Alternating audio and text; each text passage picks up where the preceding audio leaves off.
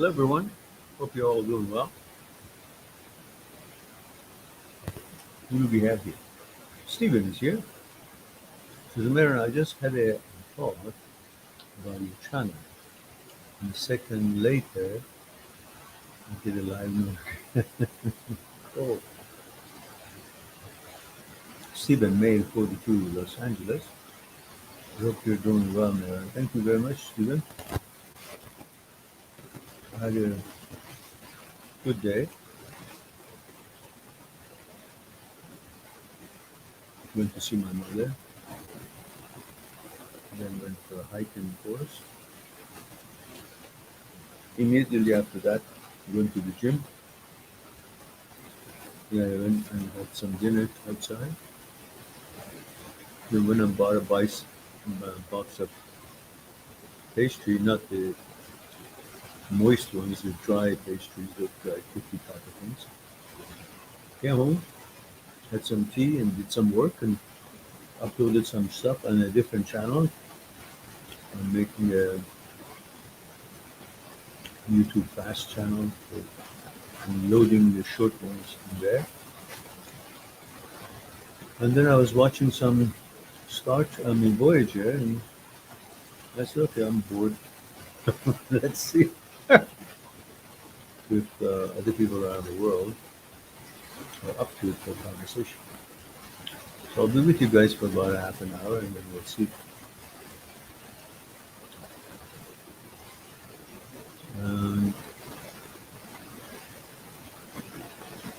Steven says, I went to gym this evening, good for you. And a friend invited me out to play pool, but too tired, and now the ugly stick.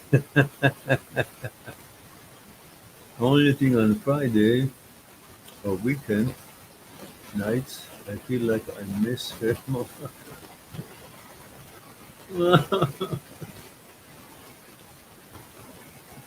Fuck you, Steve.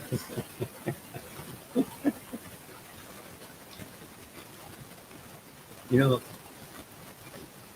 it doesn't matter how brilliant I am, I have to say. It doesn't matter who your coach and how brilliant they are in providing guidelines and guidance and suggestions. If you don't want to get well, if you don't want to improve, if you don't want to be free, if you don't want to move on and build your life, it doesn't matter how good I'm when somebody gets you asked for help. It won't happen. As long as you don't have a conviction that you want to move on, you have understood the situation, you want to feel well, you want to be happy. As long as you don't have that desire, and your desire for pleasure, and your desire for being a pussy, and your desire for not being lonely, and your desire for your desires is ruling your life, you will have this oscillation, yo-yo lifestyle and mood to the point that you become bipolar. I mean, you know, not medically, but as a behavior and mood fluctuation. Because pretty much there's no fucking thing that I can tell you unless it's a new scenario. You hear everything, and at that moment you see it, feel it, and you agree with it, and you desire to move on. But all it takes is for you to feel like remembering something, and instead of focusing on building something, you focus on remembering something that is dead, but you want to be lazy and enjoy the memory of what it was rather than building something real. Nobody can help you. You need to understand this business that triggers you to miss her. Fully, immediately focus on the quality of her, quality of the entity, the person that you're missing, not the emotion that you had at the time that it was lovey-dovey and pleasurable. The emotion of pleasure would always be welcome to be missed because there is no negative attached to it. There's no persona attached to it. There's no personality attached to it. There's no guilty party. There's no party that treated you unkind or unfair is attached to it. It's just the mere feeling of pleasure. Who would not like to think about that? Even thinking about pleasure of some kind may give you dopamine. And you're addicted to dopamine. That's why you cannot take loneliness. You cannot take homeostasis. You always have to have some kind of a reason to be fictitiously hopeful for no reason. Just because there's something. Oh, there's going to be an ice cream. Okay, I'm happy. But when you eat the ice cream, you say, oh, fuck, it tastes like shit. But the idea of having ice cream always gives you a trigger. Same thing. If you focus on the ice cream that is going to be shitty when you have it, you won't be fictitiously happy to have an ice cream after whatever it is you're doing. Because you're focusing on that ice cream shop that you go to, it's got shit for ice cream. But the idea of ice cream, which you've had in your life before, and you've seen other people have from different stores, have always been a welcome idea. Because ice cream, who wouldn't like ice cream? So focusing on the quality of ice cream, the store that is making the ice cream, selling the ice cream, which is shitty, that will take away from you being triggered by mere thought of ice cream. But you don't focus on the quality of where you're going to get that ice cream that the idea of it came to your mind. You just focus on the idea. And then because there's no other thing, the idea naturally attaches itself to your last girlfriend, which was a piece of shit anyhow. But you won't focus on that, what her actuality is today. You focus on the selective, pleasurable moments of that relationship, and you bring that as a representation of that persona, of that person all along. So the trigger will make you remember all those pleasurable moments, selective ones, and you will miss it. What's there not to miss? It's all about good stuff. But you need to be facing reality. When such an idea comes to your mind, focus on the shit that she brought about. Then you may miss the feeling of being in a relationship, but you won't miss her because you're focusing on her actuality rather than allowing those selected moments to present her as she is today in actuality, because that's not true. That was for you. I hope that will help you to sort things out next time that you feel lonely, what you should be focusing on.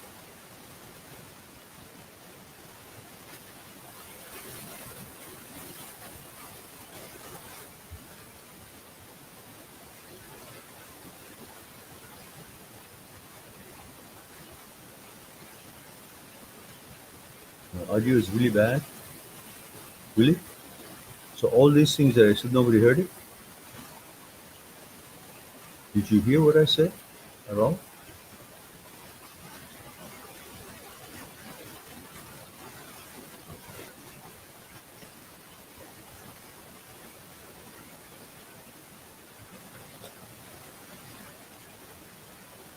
Can someone answer me? Did you guys hear what I said, or it wasn't audible? Oh, that is.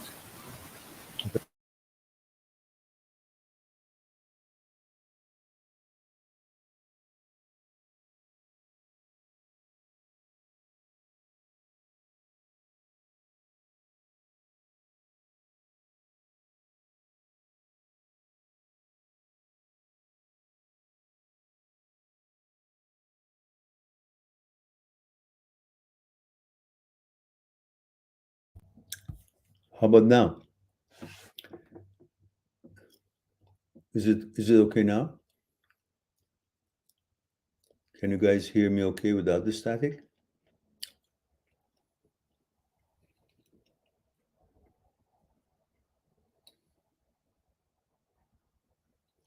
Okay, good.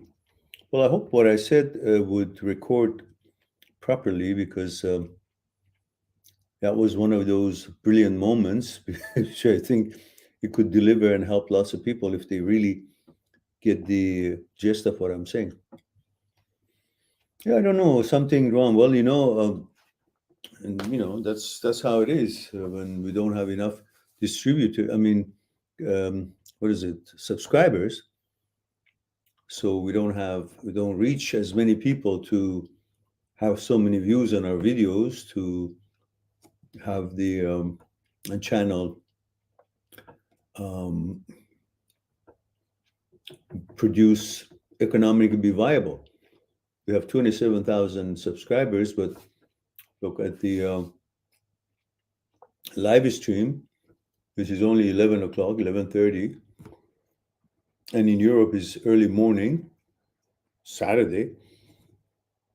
In other parts of the world, it's like almost midday on a Saturday. We should have had like 1,000 people here. And this is why this channel, we may actually die and never come back up. All right. Let's see who's there. Hemo Boy says, please answer my question. Hemo Boy says, I need to know your age, gender, and where you're tuning in from, Hemo, before I get to your question. Just like Stephen that just said 42 May, Los Angeles.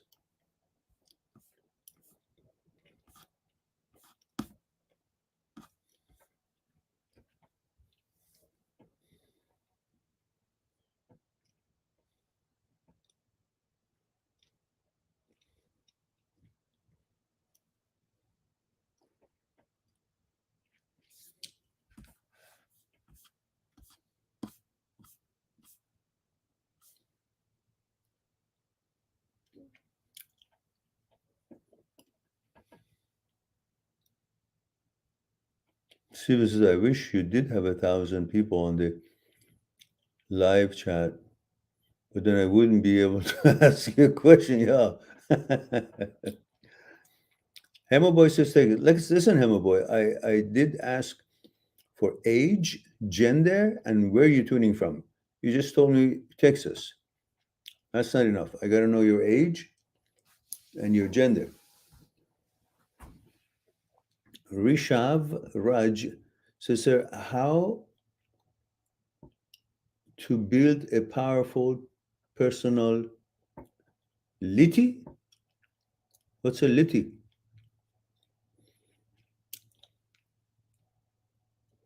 Steven says, and I'll get better later. I'm sure you will. But you need to realize you're the center of this whole thing. If you don't use your willpower, it doesn't matter what it says. It will be like there is a big river going and you just throw something in it. It washes it up. There's no stability. First, you got to have the willpower to let these things come to be useful and you actually use what you hear. Not to hear it and feel good and then sleep and get up morning, again, the same motions and don't even remember what we talked about. Rishabh Raj says, by mistakes, personality. Oh, okay. How to build a powerful personality.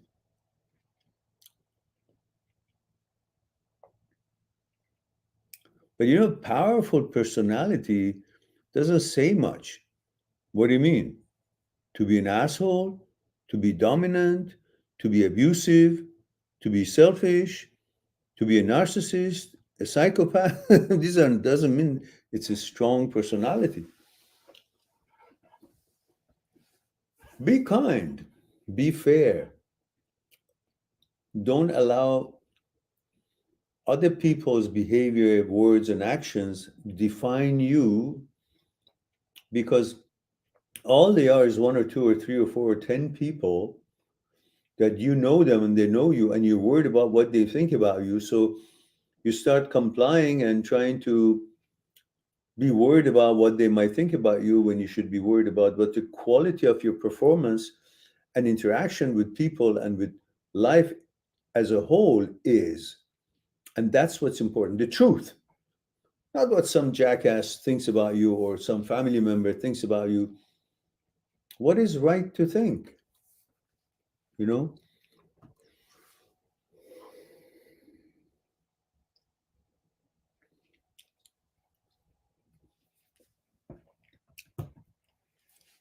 And Emma Boy says, I have already told my age and gender. Siva. Well, I understand. If you did, great. But instead of sending me above to hunt for it, you could have just written it right here. It's not a competition who's more powerful. I've already said it. Look it up. Well, say it again. What happens? Instead of me spending time to go look for it. Obviously, I did look for it, couldn't find it. So it must not be easy to find it. So why do you send me to look at it again? Just write it. I can't see a thing here. I don't see it. So we're wasting time. Why don't you look at it yourself? See if you can find it.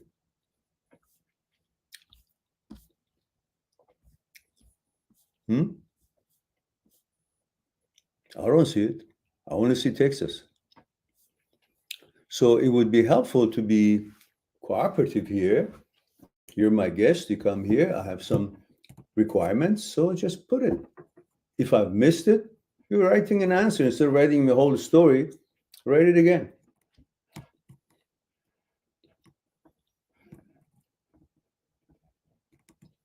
And while you're at it, write your question more clear. I don't understand what it means. In total, the puzzle is done 4 times. I do it for my own pleasure, but later 3 times, I have to do it by force. What's the pretext? Are you talking about OCD? Are you talking about not being able to, make a decision on your own? You got to have got to follow certain routine. What is the question? What is the situation? Make your questions clear, guys, so we will save some time. Of course, we're not busy, so we can spend as much time.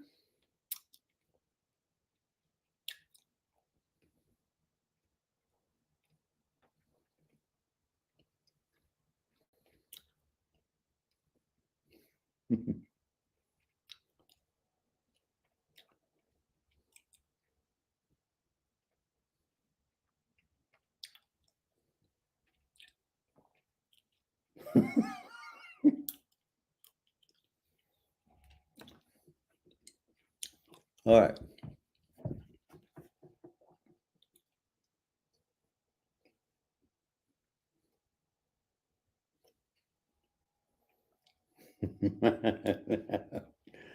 All right. So,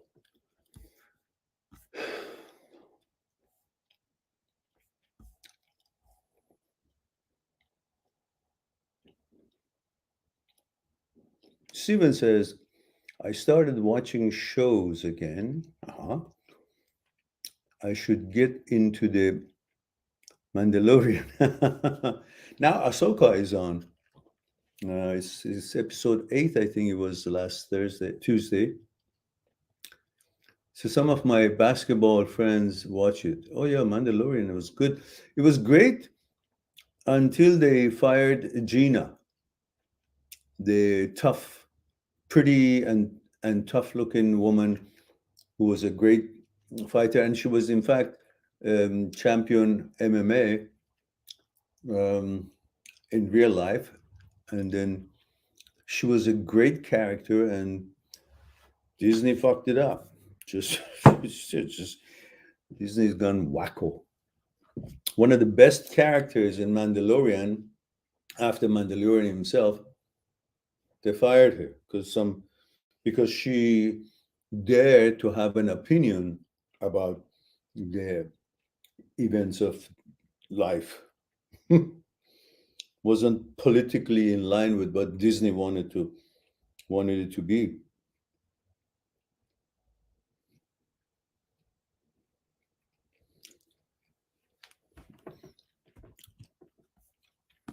All right, and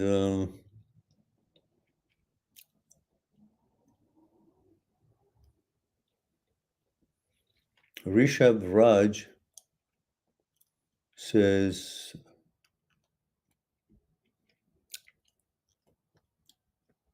sir, you like remote means alone places. Rishabh, your writings, I think something's missing because I don't get to see all of it. Like what you're saying right now even doesn't make sense because your question says in total, starts by this. In total, the puzzle is done 4 times. Okay, I can make sense out of that. There is a puzzle, you did it 4 times. I do it for my own pleasure, but later 3 times. 3 times what?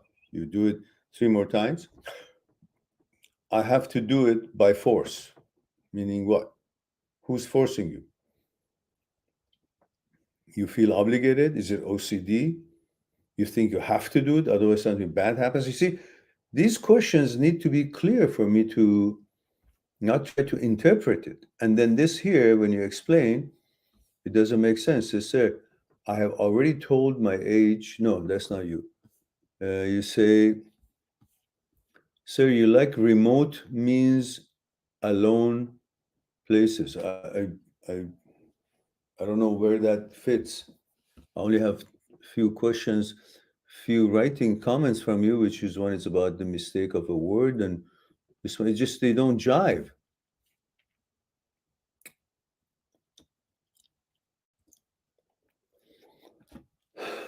And HM says, hey, Hassan Saudi, male 22. Thank you for that. Hemo Boy says, hello, sir. For some reason, I cannot tell you my name. I don't need your name. I said age and gender. I don't need your name. But I'm an 18-year-old boy, okay, from America, okay. So, sir, my problem is that whenever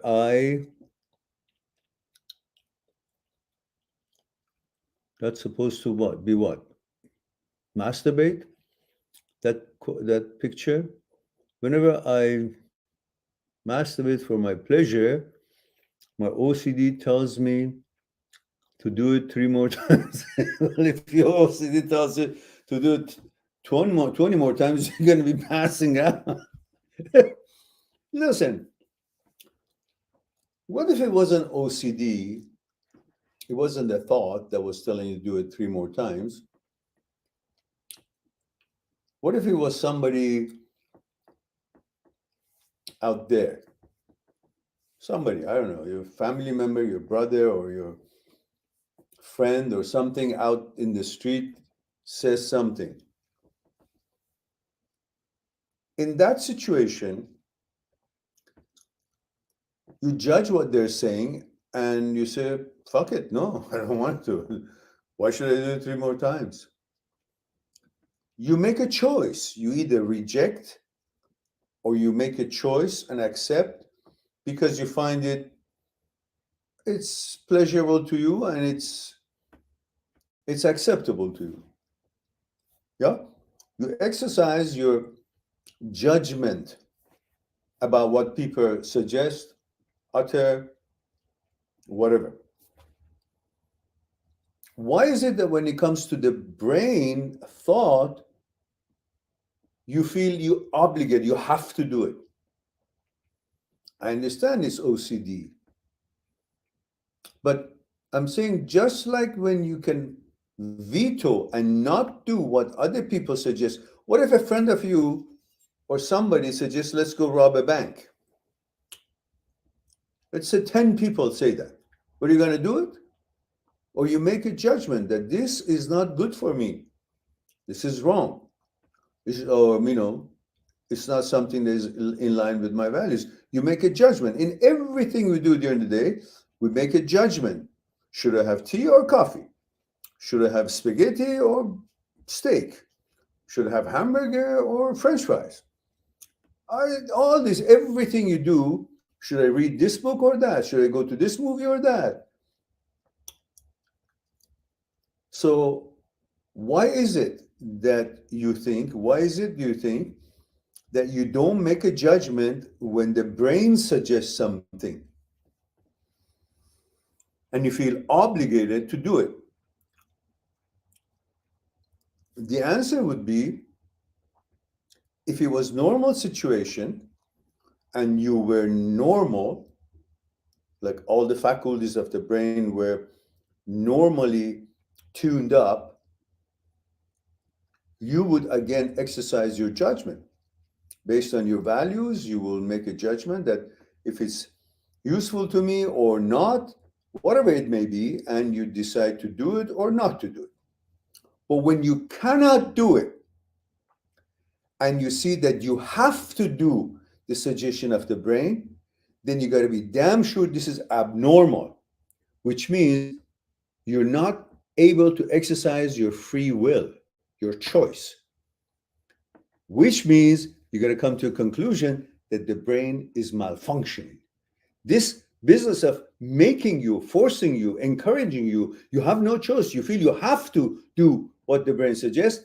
That should tell you loud and clear that there's a malfunction in the brain, because no apparatus of yours, no organ of yours that is under your direction should ever be malfunctioning to the point to make you do things. It cannot behave that way. If it does, then instead of focusing on what it's trying to make you to do, you should focus on that it's malfunctioning. And when something is malfunctioning, I'm not going to listen to it. I'm going to veto it, because clearly, if it was functioning properly and naturally at its default setting, it wouldn't pressure me or making me feel I must do it, otherwise something bad would happen. Because that's crazy. That's crazy talk.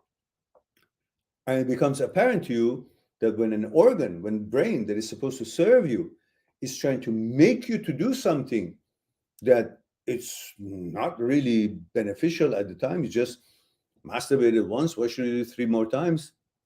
If that's the signs that you're talking in code, then I got to figure it out. Just write down whatever it is, masturbation, whatever it is. So you can figure out that this is just an acceptable condition of the brain, and the brain is malfunctioning. So then you should focus on what is the malfunction and how I can help the brain to rewire itself to come back to the default setting, rather than trying to say, how can I not do it? Well, not doing it is your choice. Doing it is your choice. But because your brain thinks if you don't do it, there would be a certain kind of consequence, because the brain puts that in your head, there's no truth to it, and you believe it, then you'll be thinking that you're forced to do it, you have no way out. That's why you got to watch the videos about OCD and OCD subsets and understand what's been discussed in there, and then use Dr. Schwartz's 4 steps in order to help your brain to rewire itself through neuroplasticity and get back to its default setting.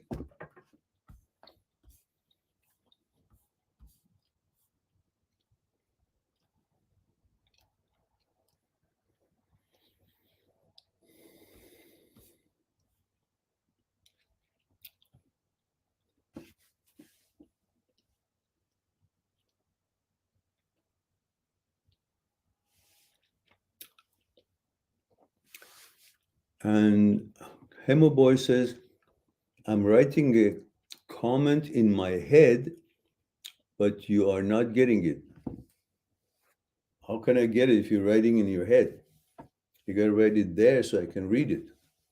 Or are you saying you're writing it on your side and I don't see it? I don't know what you're saying. But anyhow, I was able to read that one.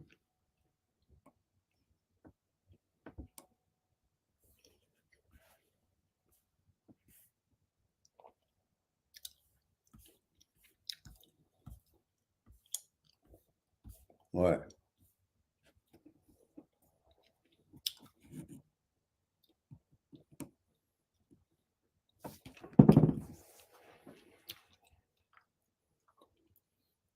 Stephen said, looking at it now, there's 3 seasons. I'll start watching it. Yeah, these days you can't say anything if it goes against what they want. Yeah, that's right.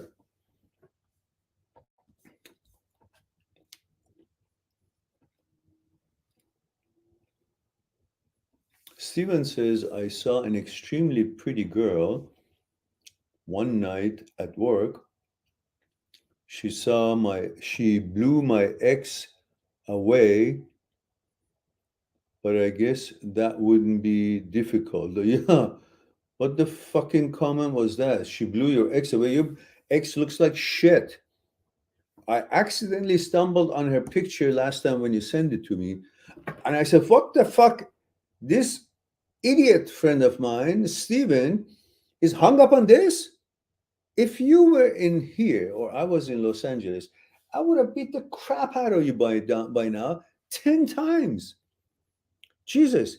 So you can be rest assured that for sure, 100%, your problem is just being lonely. It's not about her. It's about you just want a relationship of some kind of a, girlfriend, boyfriend relationship that you won't feel. You like those feelings in a relationship, but unfortunately, because you haven't replaced her with anybody, you've been sitting on your ass. Every time you miss that relationship, you get that feeling that you wish you were in a relationship. Naturally, by default, the last girlfriend comes to the mind, to the brain's mind, to the brain's attention. And that's why you think it's her. It's not her. That's a default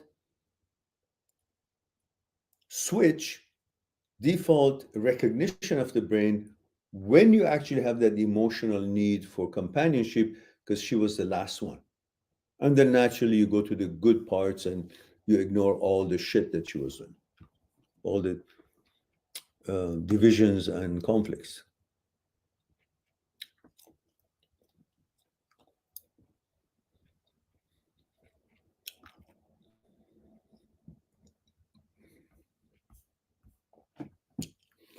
Seems that I've been okay now with being alone for now. I'm working on being okay without being with someone. That's why when a weekend night comes, it is kind of difficult. Mainly what I meant earlier. Don't you love your life?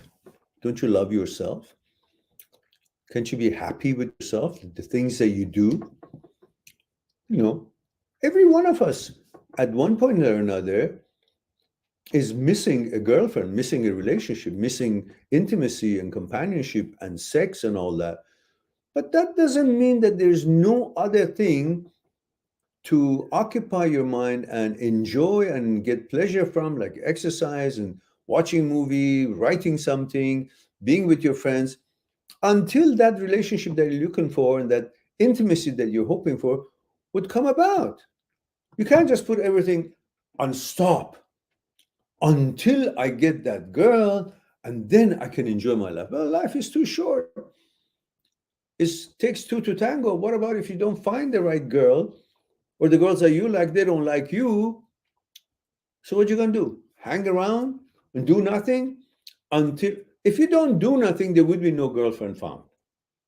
Because doing things will actually open you to different streets and labyrinths and pathways, and then different things happens and you may meet someone. But if you just sit around and say, until I find a girlfriend, I won't be going out. Well, until you go out, you won't meet a girlfriend. Until you become sociable, and opportunities will be very limited.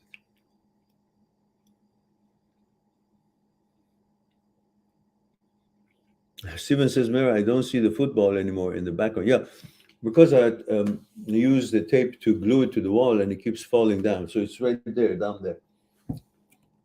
And to be honest, with the shit that is going on with this PM and this country and all the garbage and the lies and the restriction of freedoms and all the bullshit, they're bringing the mask on again. With all these things, I'm not so proud of the flag anyhow. I don't care to look at it. Until this government switches hand to a different party, these assholes leave us all around alone, and we get our freedom, Constitution, Charter of Rights, and the rest of it back, and can live like human beings as we did 5-10 years ago. I have no interest to put a flag up.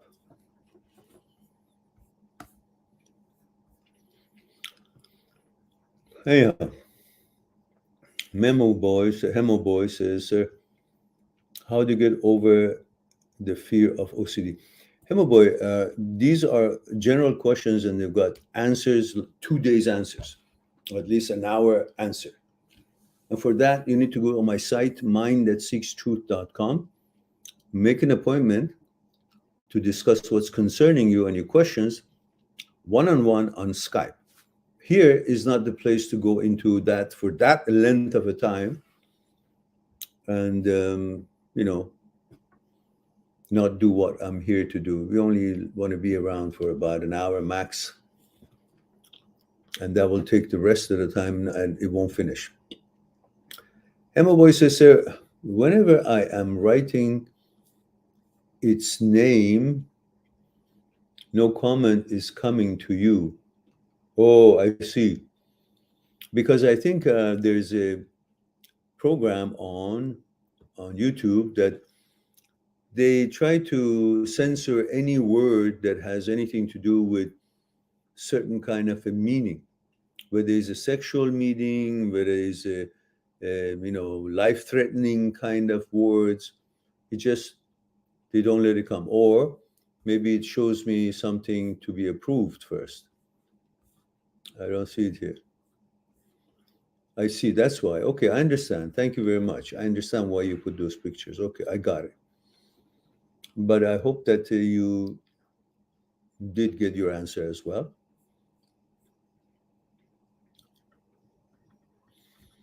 Rishabh Raj says, how to focus on studies without getting distracted by phone or any other distractions.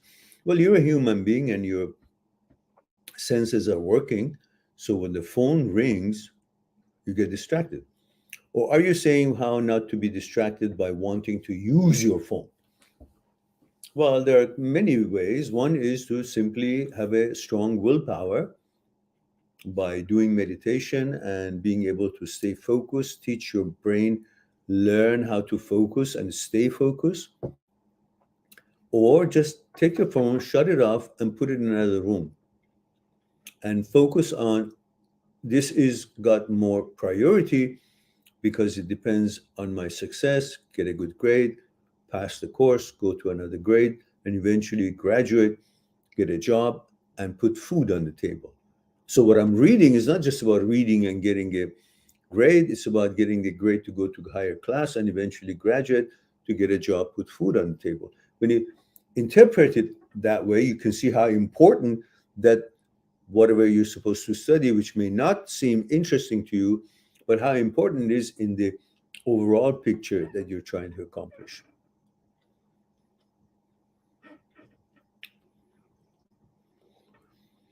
And for not being distracted, you got to recognize the importance of what you're trying to accomplish, what it means to your life, interpret it to your life, not just that I have to read this, and if I don't read it, I haven't done my homework. No, focus on what it means to your life.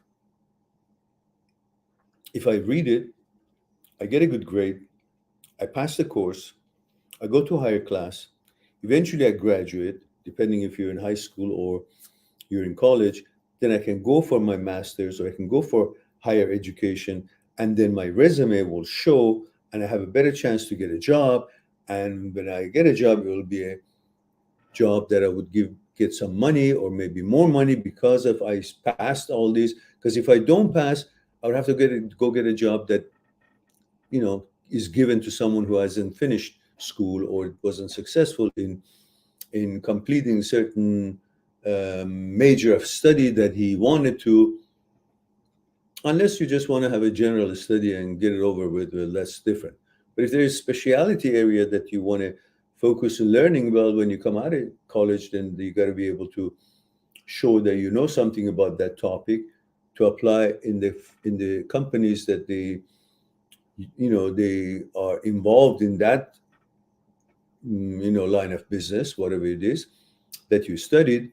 So then that will help you to get a better job and interpret what it means to your life. That gives you a better focus because it gives you the priority. It makes you understand the priority of what you're trying to learn or accomplish and the overall picture. And then also you can meditate to teach your brain ability to be patient and stay focused. Everybody can focus. There isn't any person in the world that I know that he cannot focus on something. Of course, otherwise, if there's some medical reasons or whatnot, but we're talking about not conditions like that. So everybody can focus, but the key in power of focus is in to stay focused. In meditation, that many of the videos that I have is about meditation. It teaches you how to meditate. Just put in the search engine of my channel, meditate, or to meditate, or meditation. You will have a bunch of videos that is guided meditation that I'm meditating with you and speaking about how to meditate. It was a live stream that I did a long while ago. And when you meditate, you're teaching the brain to stay focused. You're not teaching the brain to focus. You're actually exercising to keep the brain on focus for a long period of time. That's the training that the brain needs, because then when you command it to be focused on reading this chapter, it'll be able to focus rather than keep thinking about masturbating or keep thinking about cake or tea or some girl or whatever it is else that you could be, interested in, or some soccer or some whatever, So the key is not to learn focus. The key is sustaining being focused.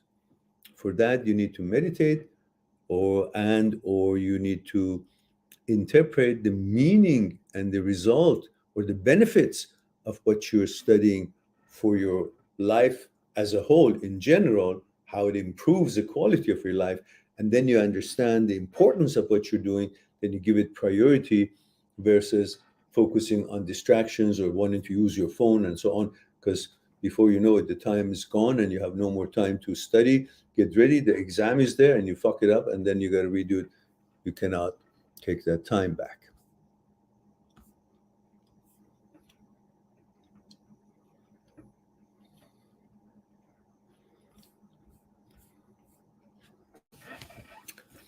Thomas Joseph. He says, hey man. Thomas here, 22, been dealing with this OCD and many subsets. It's been about 4 months. It's calmed down, but some days it's literally okay. And then you think, okay, is everything okay? And then back to bullshit, lingering. So how do you know when this whole ordeal is over? This is your problem. It's been your problem from day one when we talk. You constantly are keeping track when it's over. Instead of learning how to deal with it whenever it comes back or doesn't, or how long it lingers or not. But you're constantly focusing on when it's over. And all these focus and attention on, is it still there or not there? Is it over or not? It just strengthens your focusing on OCD.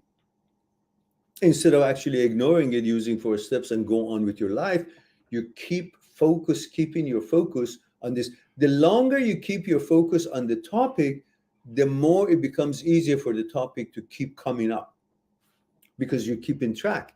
You keep reminding yourself of such a thing, and that trigger of reminding will make the brain to go through all what it was doing, which helps the brain to remember rather than be reprogrammed, rewired to doing this. You're actually giving it a hint that it makes it not understand that you're not interested in it. It makes it think that, oh, I got to get stronger because there was a hint of this, because it says how long it takes. Is it still there? He's checking to see, is it gone away? Will it stay away? Will it come back? All these is just clues to the brain to remember what activity it had, what thoughts it was producing, and regardless of if it's in line with your values or not, it just keeps making thoughts, because this is what the brain does. Brain doesn't have a gender. It doesn't know what you want or you don't want. If there's anything that has a sexual connotation, whether it's your interest or not, you may see a naked body of a man and you have no interest in that whatsoever, but the brain sees naked and the concept of sex comes in. It doesn't matter if it's a man or a woman. The concept of sex comes along in tandem with naked whatever. It could be, you can look at the horse and his dick is up. That's automatically the brain looks at it as sex. I can bring all kinds of connotations and imaginations and suggestions and images of sex, which you have no interest in the horse's dick, but it does represent a connection with the concept of sex.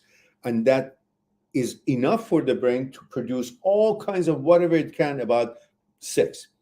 And then you interpret, oh, that means I like that man's naked body. No, it's just the fact that anything naked, or even the word that has any interpretation relation to any anatomy part of a man or woman, the brain that is not really focused and called a nucleus is not functioning as it should, it can just suddenly go to all things that it can create with that word or with that picture or image or whatever. It makes images and so on. So the idea is for you to stop constantly following to see, is it there? Is it not there?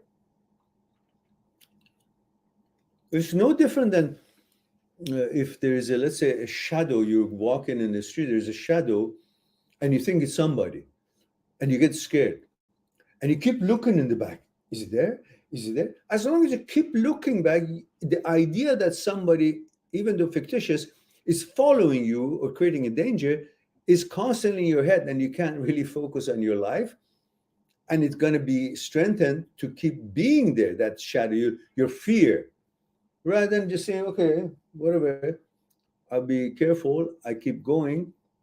And if something really, I could hear it clearly, then I will respond. But keep looking at it. It's like you're encouraging your brain to think about that fictitious or possible notion of some shadow or somebody or some animal following you or attacking or about to or something.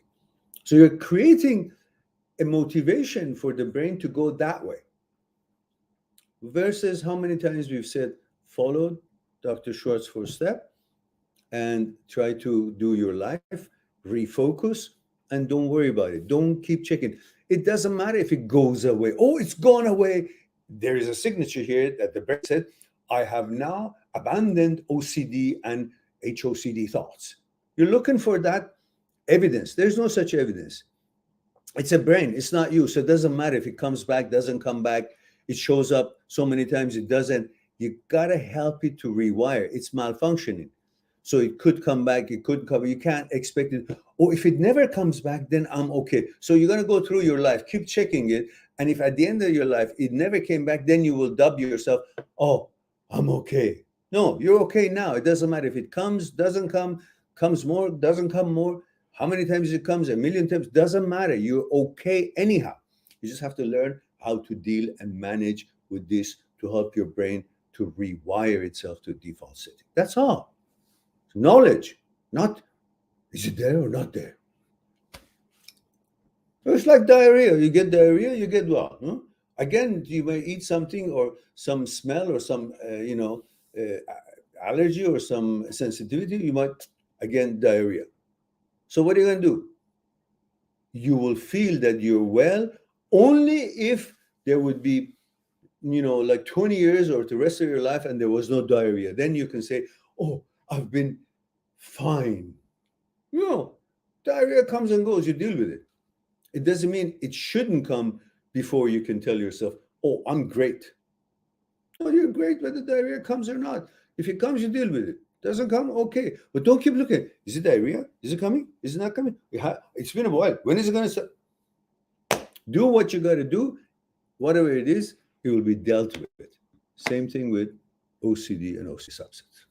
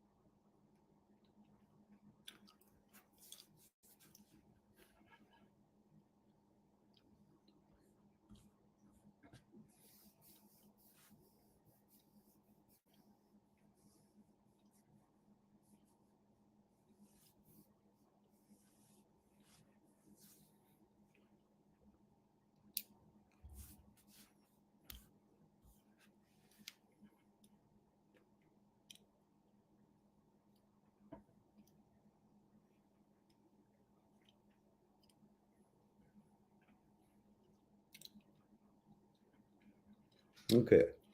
Hemo Boy says, last year I liked the girl in the class, but the class ended for a long time now and she never showed her interest to me. But now whenever I go to sleep, my mind creates an imagination that that girl and I are together and we both are loving each other. So how do I end this? Why do you want to end it? Keep it. Eventually, the reason it is there is because you don't have a girlfriend and you haven't found a new love, and that girl, whoever it may be, hasn't shown you her interest. So the last previous love or interest at your age is the one that keeps coming back because you're a man, you like these sort of thoughts. And so the only closest thing to the real experience of love and intimacy, sex, was the feeling you had for her. So whether she reciprocated or not, you just have that fantasy. And so enjoy it. What's wrong with that? You don't have to get rid of it. What do you think? Is bad? Why is it bad? Paula Dului says, I have OCD for almost 3 years, and I fear of law of attraction manifestation. So the intrusive thoughts become true. No, it will never come true because you have the ultimate power. Ultimate power is the fact that you're not the brain and brain is not you. So it doesn't matter what the brain conjures up and suggests. It can never by itself become an actuality in your life because you are the awareness and you choose what is in line with your values or not. So you choose what you want to become an actual in your life or not. Thought by itself cannot cause something to become true. That bullshit of law of attraction is not as simple as that. Law of attraction is something that you want to happen, constantly make an effort for it to happen, plan for it to happen, and constantly try to plan and implement and so on and make efforts. And then it's like making a business, making money. You can't just be thinking about, I want money, and the law of attraction will come, and tomorrow you have, so many people in your business. No. Or you're making so much money. No. If that was the case, then I would like to sit down here and say, I have $1 million in the bank, $1 million in the bank, $1 million in the bank, $1 million in the bank. There's never going to be $1 million in the bank because it's our thoughts and bullshit. So, law of attraction is not about a thought through OCD substance showing up in your head, then you become what the thought suggests. There's no such fucking thing. The brain thought cannot change you in any shape or form. It's a thought that you got to learn. It's a malfunction of the brain. You got to deal with it through education and knowledge. So don't make up these things, law of attraction. What the fuck are you talking about? I don't mean to disrespect you. It's just the way I express when something is such a misunderstanding that you guys pick it up and suddenly apply it to every fucking thing that it needs to be learn and educate yourself about it and manage it. Instead, you think it's a gospel. Law of attraction. It came to my mind 5 times. So now I'm going to become a flower. I'm going to be a dinosaur or a crocodile or a cat or whatever the hell it is, the other things. Don't do that.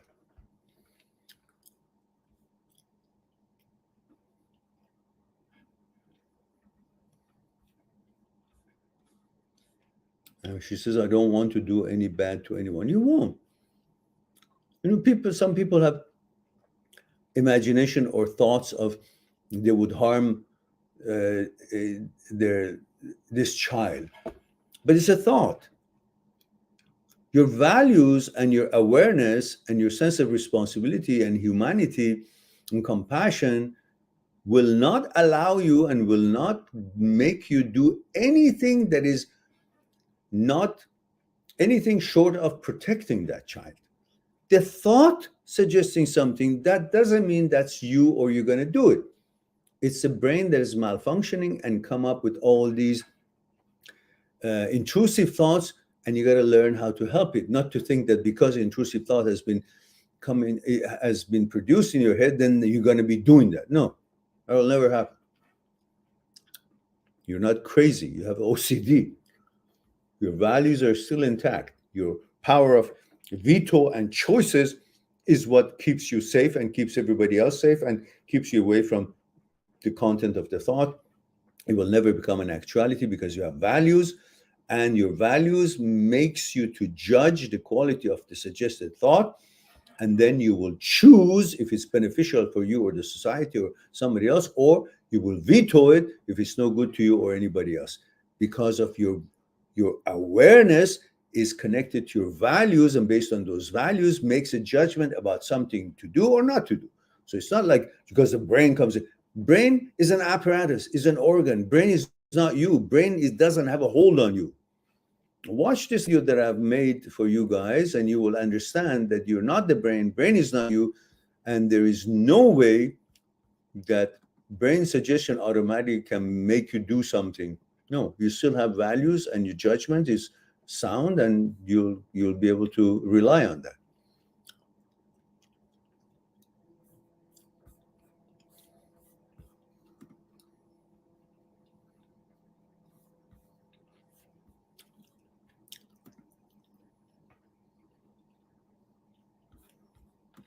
All right.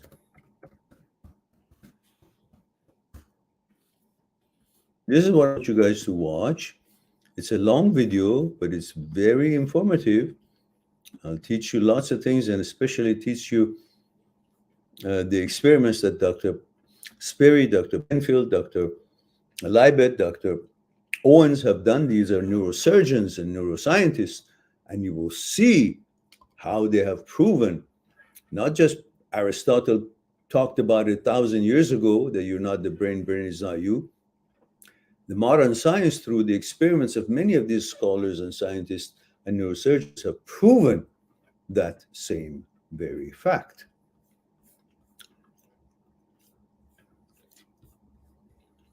So now, here's the video that I want you guys to, it's a long video, so you don't have to watch it all at the same time. Make a cup of tea or coffee for yourself and watch it as much as you can handle it, and then keep the rest another day when you're fresh and follow it up.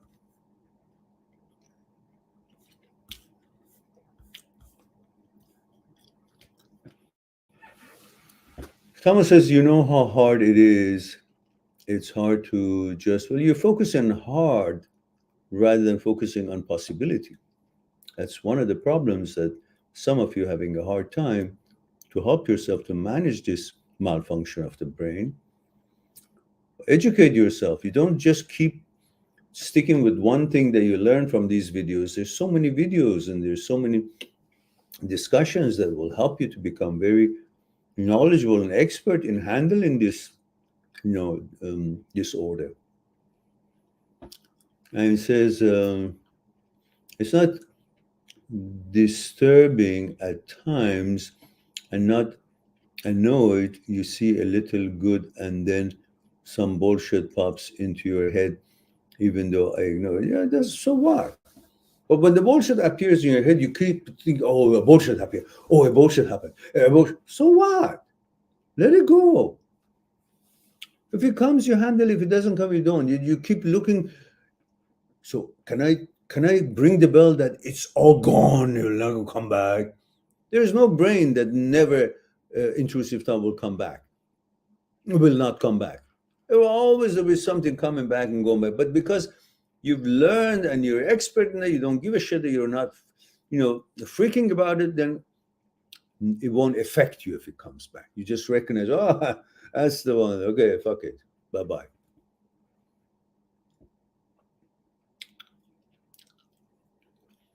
Says on top of that, people say shit like, I had it for 5 years, I had it for 3 years, like this is annoying. You really start to be appreciative of the little things like the color nucleus and all. Well, they don't have your, the fortune that you have, which you stumble on my channel, and I introduced you guys to many scientists and their work and so on. Those people who talk like that, well, yeah, but they haven't been doing anything to help themselves to rewire the brain. So, and that's the way it is. Tag says, hi, Miran, 23, Iraq. Oh my goodness, we're reaching so far. It must be 11:20 a.m. there or something like that. And it says, suffering from HOCD for a year, and the thought keeps trying to make me believe that I'm not, and sometimes I can't sleep and I choose not to fight them. What can I do? Please advise. Tag, this is a very elaborate response. I've got over 500, or if not 700 or 1,000 videos on HOCD. And all you need to do is to go on my channel. In my channel's search engine, put the word HOCD, and you will see how many titles come in. And read the titles, see which one you want to watch today. And keep watching them according to what your question may be. Find the proper title. And you will be educated, and it'll not be a problem. But nothing will ever happen to you. Just annoying. It's just an annoying damn thing, because it is annoying. That's all. Otherwise, you just have to learn how to understand what HOCD is, how it behaves, and therefore then you're prepared and you don't freak out. So you just focus on the malfunction that the brain has rather than the content of every thought making you question yourself or think about the meaning of it. The topic or the content of the thought is irrelevant. Doesn't matter. Doesn't make any difference. It's all bullshit. Don't focus on the interpretation of a thought. Focus on the fact that the brain is malfunctioning, and what does this malfunction means? Where does it come from? How the malfunction takes place? These are all explained in the videos. And then you learn how to rewire the brain, how to deal with it when these thoughts show up, regardless of what the topic or content of the thought is. Don't focus on that. Focus on the recognition of, oh, another intrusive thought, or another nonsense, or another. Then you will begin to understand how to deal with it. Then, bit by bit, brain realizes that you don't give a shit and you're not fooled by it. And the brain understands that it's not a sensitive matter, and amygdala will not treat it as a danger because a thought showed up to make the body react, or you go through frenzy, or you become anxious. It will just understand that you're not freaked out about it. So it won't react to protect you, because it has learned that it can't do anything to you and it's not a hazard. So the amygdala, which is overactive in many of us, and is not going to send a emotional danger signal that doesn't exist, because that's what amygdala does to protect you.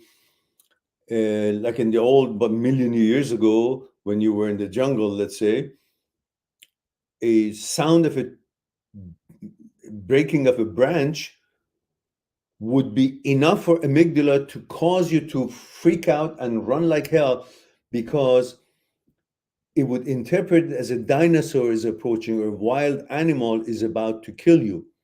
So therefore, it wouldn't give you a chance or suggest to you, okay, check it out, turn around, see what it is.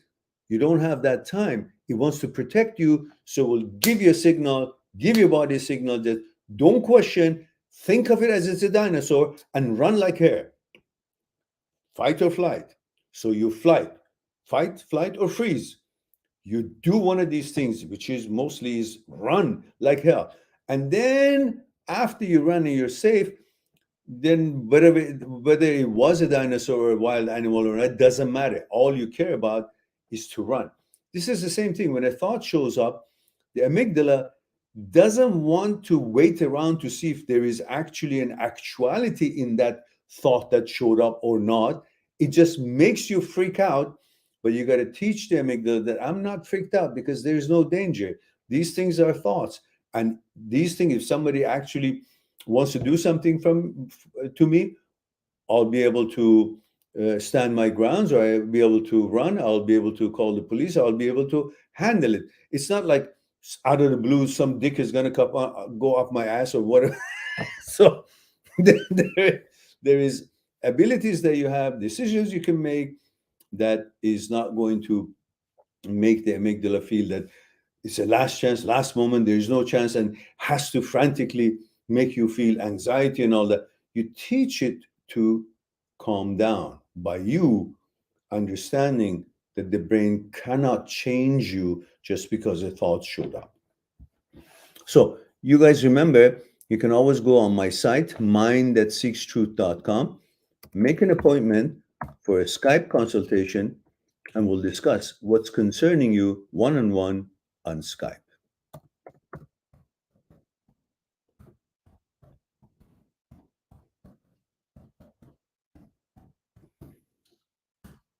Here's my site. All right.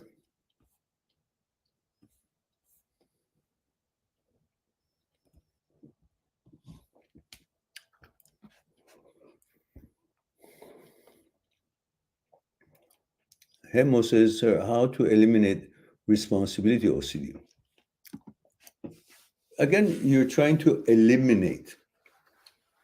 As if you eliminate a thought, that will do the trick. You just have to understand the responsibility OCD, what it says. That's when you feel like, if I don't check the oven and leave my apartment, and if the building catches fire, then I'm responsible for all the lives or all the things that would be missing in the fire. So it's not just you're worried about your own apartment, you're also worried about what it effects will have on other people. Or something that you feel responsible for somebody else's job to accomplish, but you feel that you're supposed to be making sure you don't do anything to tarnish their chances to succeed in whatever they're doing. And that the responsibility OCD sometimes leads into your own other kind of OCD, such as, well, if I sit there on that chair, and if that chair is dirty, then I'll bring that bacteria to my home, and maybe my child will be subjected to that bacteria, and that responsibility feeling of keeping your family safe will make you end up doing crazy things in the street, such as not sitting here, not sitting there, washing your hand 10 times, which all are unnecessary. So by recognizing that these are not connected, and you can only be responsible for certain things that you're involved with it, that you can control, but you cannot be responsible about things that you cannot control, then things will start slowing down for you, because you have cognitively reasoned with yourself that I cannot control the world, I cannot save everything, and whatever I do may be beneficial to someone and not so beneficial to another. I can only do my best. I can only pay the most attention I can to a task. I can make sure that my oven is shut down and my door is locked. and I don't have to do it 10 times to make sure, oh, did I lock the door? I go back again, do it again. This is gist of it, but of course it's more elaborate, which again, we can't do it here. You guys can make an appointment. We'll discuss it in detail.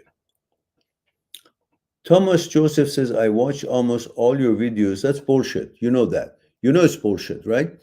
You think you watch all my videos. You haven't. You couldn't have. It'll take maybe a year. Just sit down and binge it. There's so many videos. You couldn't have. So don't say that. That will release you from the intention for you to watch the videos that you haven't watched, because you say, I almost watched it. So what else could it be there? It's all what it is that I watch. You're going to rob yourself from information that those other videos that you haven't watched could entail. Literally, and I have gotten a lot better. Don't get me wrong, but I just want how things was before. I'm not caring. It's just like always something. Yeah, but what does that have anything to do with anything? That's the problem. You constantly are thinking about comparing with how things were before HOCD, and you think that unless you would never have had the experience of understanding or experiencing HOCD, then it will never be as perfect as it was that into your mind seems to have been perfect. Look, being hit with OCD and OCD subsets, including HOCD, is just going to make you stronger in whatever gender that you are, because it gives you the experience of understanding more about your psyche, the components of the brain, their malfunction, their function. And then that knowledge makes you stronger in whatever it is that you've always been. And things will be just as before, with the difference that you're now aware of certain glitches which every brain on this earth has in one way or another. Some people just pronounce it and say it and try to learn how to do it. Some people are milder, some people are more. But either way, every single brain on earth has a kind of OCD one way or another.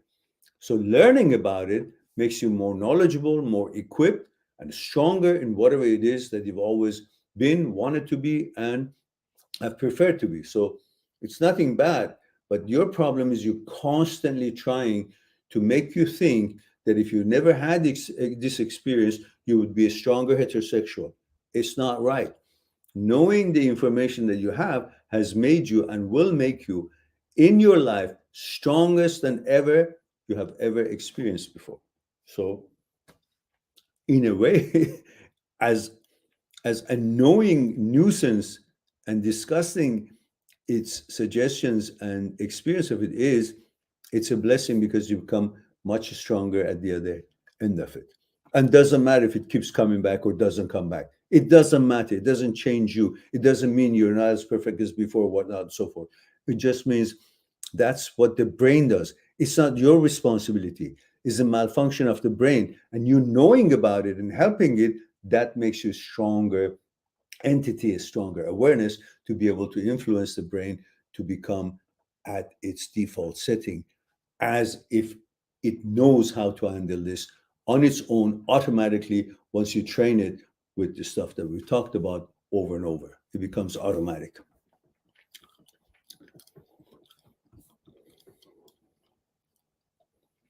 And Hemo Boy says, sir, because such thoughts come in, which the thought is that if you do not do this, then something wrong will happen. Yeah, these are bullshit. These are all the conditions. Look, I've had videos that have discussed all these, the relationship between amygdala, the relationship between the malfunction in the signaling system of the brain. We talked about the midbrain basal ganglia, striatum, and the caudate nucleus, and the relationship between the goal-finding center, the obsession, and then trying to do the compulsion, and then the effect of it on the reward center, the dopamine center, and then how you get addicted to that center, that reward center, the dopamine, and you will keep doing the compulsion, and not just because the obsession, you will now do it to get the dopamine because it's been stimulating the second center, and at the same time it's been stimulating the habit center, which is the third center in the striatum. And then by doing 1,000 times of that to get the dopamine, no longer you're doing it for dopamine or the obsession, it's become your habit and you won't even notice it. It becomes autonomic and you keep doing that behavior because you have been doing it for so long that it has now stimulated the habit center and it's become your habit. That becomes a little bit tougher to get rid of.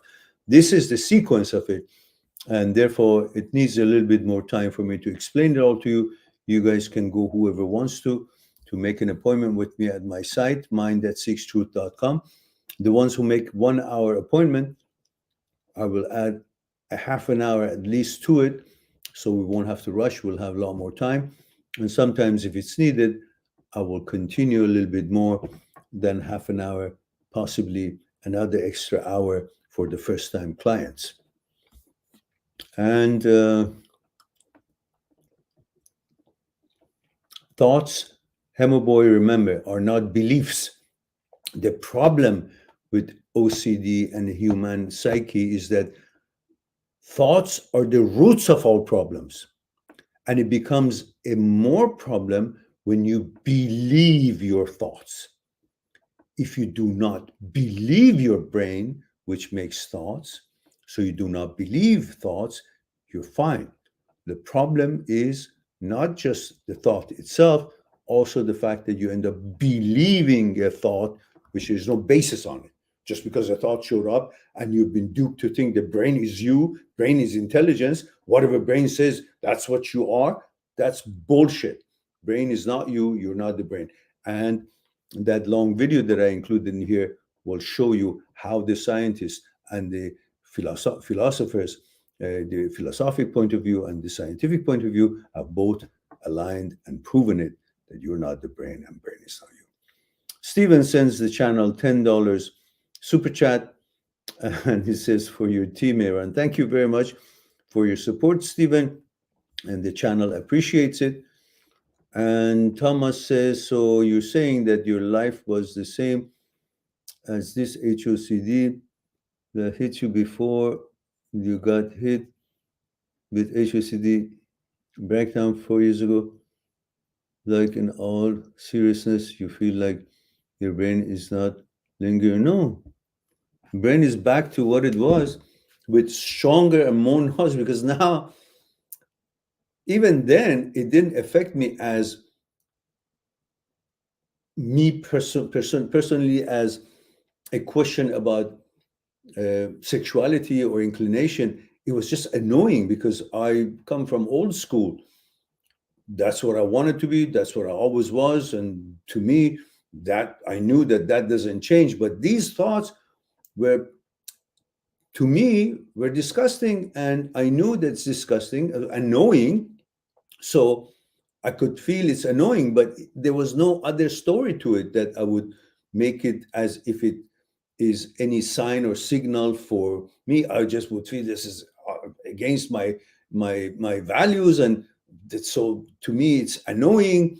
So I was trying to find out how to control the thoughts, which you don't control the thoughts, and how to stop it. So I was going all kinds of understanding and imagination how to bring that mechanism, but there was never a question about any interpretation of the thoughts about me personally. It was just about how annoying these sort of thoughts and contradictory to my values are, and what can I do about it? I didn't know the stuff that I know now, but even then, eventually went away. And usually it happens when you're stressed about something in your life, you're concerned about something in your life, and therefore these thoughts and intrusive thoughts get a chance to keep expressing themselves. And irrelevant, always they're all irrelevant to your inclination, sexuality or not. They're just annoying. There could be any kind of thoughts, any kind of OCD, killing someone, imagination of some kind, responsibility OCD, religiosity OCD, all kind of things. It doesn't have to always be HOCD, but they're all in it together. They're all the same, one and the same. So, but now with knowing all these things, I'm more clear about how to manage these sort of thoughts, and more powerful than ever. And it wouldn't have anything to do with your confidence just while the intrusive thought shows up, because you don't have enough information about what this is. That not knowing what this glitch and malfunction is, it causes you to seek assurances and want to know what it is, and confuses you, gives you anxiety and body reacts and all that. But it all has scientific and logical responses through learning, educating yourself in knowledge, and you become a Superman, in fact, because that cannot shake you anymore, because it's become very clear for you what it is. And whether it comes back or doesn't, you know how to deal with it, so it doesn't freak you out, and you live your life stronger than ever before. With the confidence that I know these things, so they won't freak me out. All right, guys, we've answered all the questions. And thank you for the super chat again, Stephen. And it's time for me to say I love you all. Thank you very much for being here, giving me the opportunity to share a thing or two with you. I look forward to our next live stream. In the meantime, be good to yourself and to the others. I'll talk to you soon. Bye for now. Subscribe on my channel, visit my channel, and go through the videos that you might be interested in. Mindthatseekstruth.com is making it one step away to talk to me one-on-one on Skype and discuss what's concerning you. I'll talk to you soon.